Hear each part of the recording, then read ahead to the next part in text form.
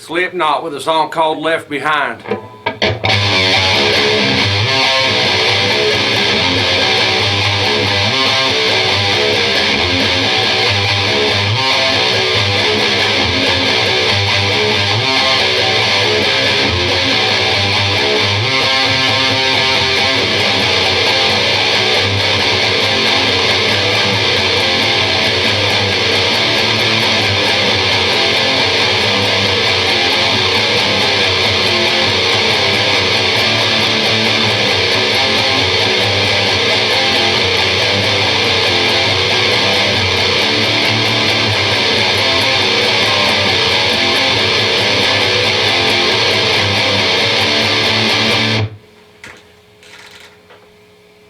That's it. Figure it out. Figure out the tuning and all that. And I'm going to go make myself another Java. See ya. Just hang tight. Be about 10 minutes.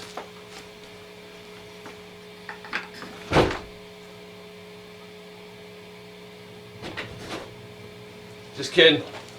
Just kidding. This goes out to Zach. Let's put some more Slipknot on the channel. Great song. It's a little tricky because, you know, it's Slipknot. So things aren't always what they seem with Slipknot. Drop B. It's the same concept as drop D if you're familiar with that, but it's quite a few steps lower. What you want to do, once we get this little intro tiny piece out of the way, you'll kind of see the pattern a little better.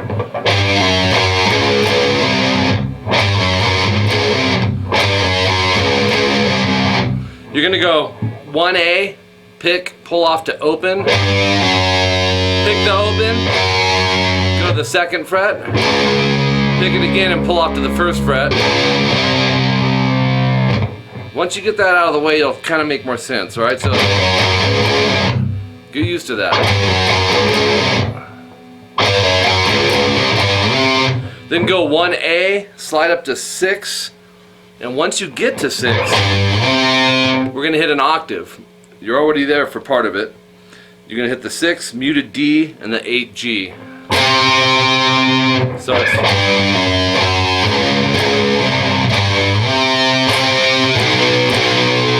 2 open E's after that.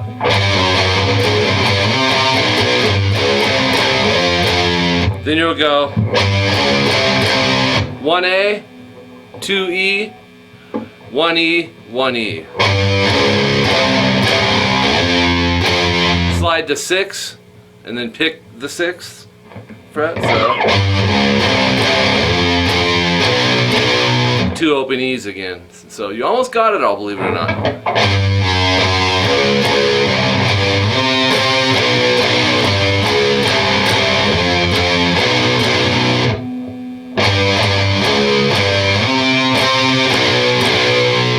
Okay, now this last part. 1A twice, 2E, and then back to 1A. Slide to 6, hit it as an octave again, 6, mute, 8, and then 2 open E's.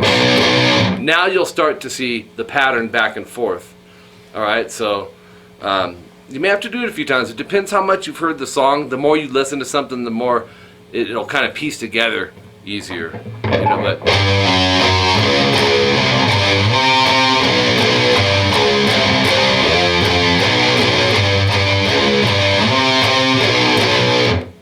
okay, now think of it as this.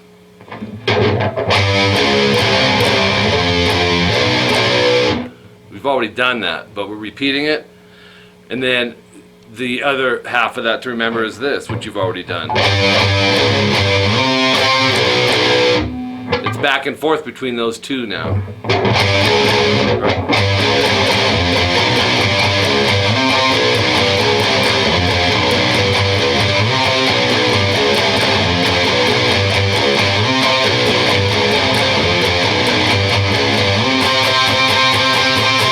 That's back and forth several times. When you come out of it, you'll hear it. It builds up.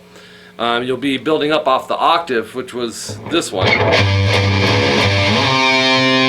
The 6A, muted D, 8G, and once you slide there,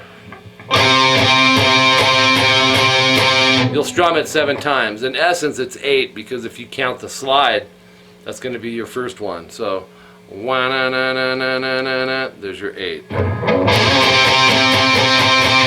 right, let's try all that. Here's the intro. Oops. Try it again.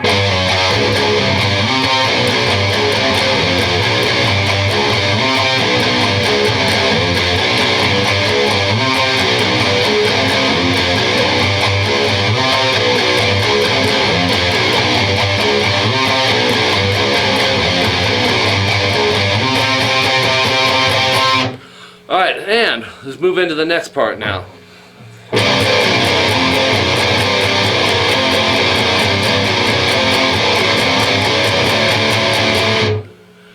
It'll be twice, first fret E and A, so it's a power chord. In drop tuning, this is what a power chord looks like. If we had the standard tune concept, it would be this, right? So, 2 open E's, well, open E and A twice. It's the lowest power chord you can hit in this tuning. Then go up to fret 6, and you just go ahead and bar that, E and A twice, open E and A twice. So they're in 2s. 1, 2, 1, 2, 1, 2, 1, 2. You do that 3 times.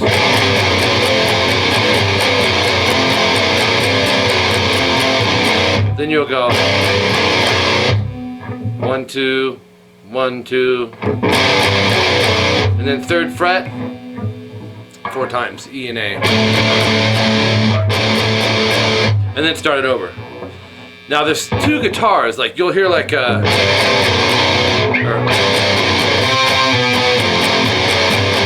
don't worry about that.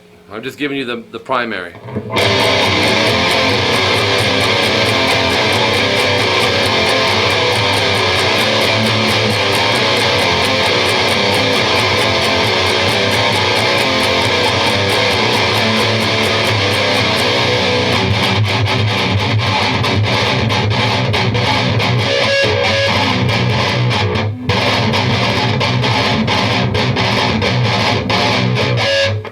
Don't know why I'm doing that. Alright, anyway, so that's our 2 parts that we're doing for this lesson.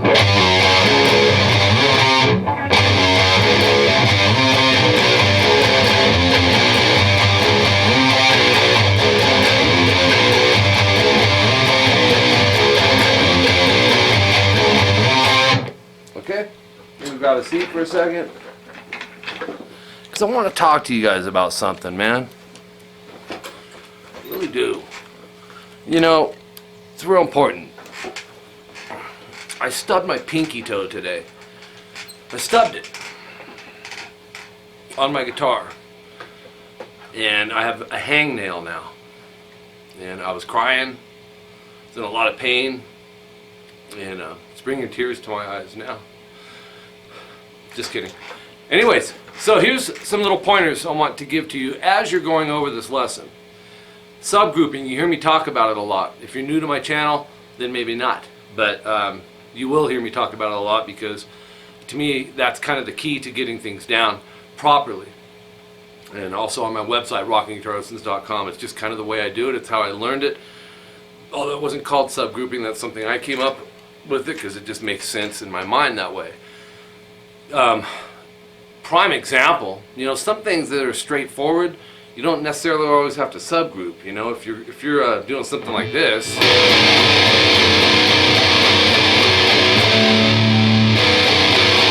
or whatever, you know, that's just a matter of feel or just, you know, knowing how many times to hit it till it change. But the more complex something is, or long, these subgroups become real important because you can split it into, you know, I try to go for quarters a lot of times, but sometimes a subgroup is just to build, to help you memorize it, because once you get it up here, it's gonna come out and it's gonna play out and it's gonna sound right, and you'll be assured that you have all the notes right as well. So a subgroup, really quick, would be, you know, for example, the very intro piece that is only done that time. Make that a subgroup. Go over it like 10 times in a row. But on top of it, you see me nodding my head. If you can, not everyone can do this. Eventually, most people can, but you want to try to find the groove and find the beat of something. I like to make loops out of it, because that gives you that, like I said earlier, that sense of groove. You want to have that. So if you're just going, you know, it's just a train wreck. So try to play it in rhythm, and if you take these things and play them in little tiny pieces, a subgroup can be 2 notes. It could be first 2 notes of that. That's it. Then add one. Add the open A.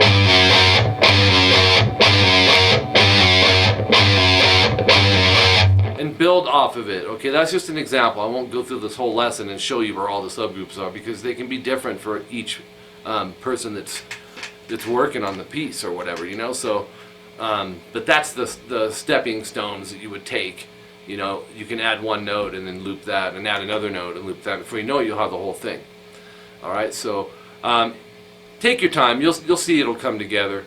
Also, you don't always want to play things as quick as the band, you know, because you're used to hearing it. You want to just go do it. You may have some sloppy notes in there. You may be missing some notes. So slow down. Make sure it's all up here in the cranium, you know, and you'll feel that a little more confident. Then try to pick up the speed, you know, or play along with Slipknot. Call them over to your house and say, look, jam with me, okay? Jam with me. But, you know, that's up to you if you want them in your home or not. Okay? My email, rockinguitarlessons@hotmail.com or mike@rockinguitarlessons.com. Just tag me in both. I do teach privately on Skype, guitar and bass. Hit me up and we can break down these Slipknot songs. We can do it and do it right. And vocal lessons, which I'm a vocal dude. I mean, I sing, but I don't know how to teach it. But my wife Jolene, she knows how to teach it, and she's awesome at it. So she can teach you how to scream too. It's awesome. I can't even do that. My screams just, they crack and fall apart. Nothing like Corey's. That dude just got some pipes, man. And he's very melodic. Anyways, you can email me and I can give you the information, or check my channel. I have several tutorials on here that are specifically dedicated to telling you how the lessons work on Skype. You would have to add me. My Skype name is Rockin Guitar Lessons. Jolene, just email me and I can give you hers. And the price breakdown, you can get that from me by emailing me, or you can go to one of the tutorials here or on my website, rockinguitarlessons.com. We both have tutorials there. You can read up about it, see how the pricing works. Basically, they're 30 minutes and 60-minute sessions, once a week or bi-weekly, same day, same time each week. 99% of my students, that's how we do it. I do have some that are on a fluctuating because their work schedule or whatever.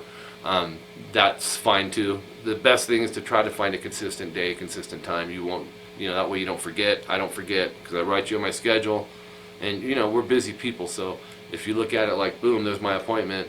After a while, you won't forget when you're at the store buying, you know, or the music store buying your new guitar and your new amp and all that stuff. Also, I do CBT lessons for those of you who are maybe too busy to catch the one-on-one lessons on Skype, or just don't want to do it that way. Let me know what song you want me to do. It's very, very detailed, handwritten tabs, timestamped, subgrouped, all that good stuff. Tabs is the type of music. It's real simple. And then I scan the tabs, send them to your email, then I record the accompanying video or videos to my channel, and you got the audio and the visual. You can work them together. It's timestamps. You can match. Just, they're really cool.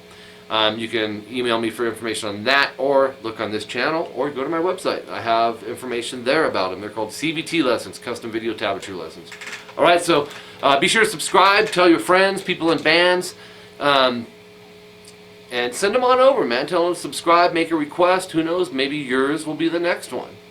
I have thousands, but you know, eventually, it may be yours. So you won't get the request if you don't do it. Also, or send me your request. Search my channel before doing that, because I can't tell you how many times, probably 25% of you guys are telling me, hey, can you do this song? I already have it. You know, so make sure all you got to do is go to YouTube, type in the band, the song, and my name, Mike Gross. If I have it, it'll pull up, all right? Or the band and my name, and if it's Slipknot, it'll show you all the Slipknot songs. Be sure to do that. That's something I need to do a separate tutorial on, because I mean, you'd be blown away how many people are requesting stuff that's already here. I've got almost 2,000 videos here on the channel, so there's a lot. I guess that's it. I'll play this on the outro for you. Be sure to share these videos, by the way, social media. If you're wondering if there's anything you can do to say, thank you, dude, that'd be a cool way right there. Alright? So until next time, I'm Mike Gross, rockinguitarlessons.com. Keep rocking.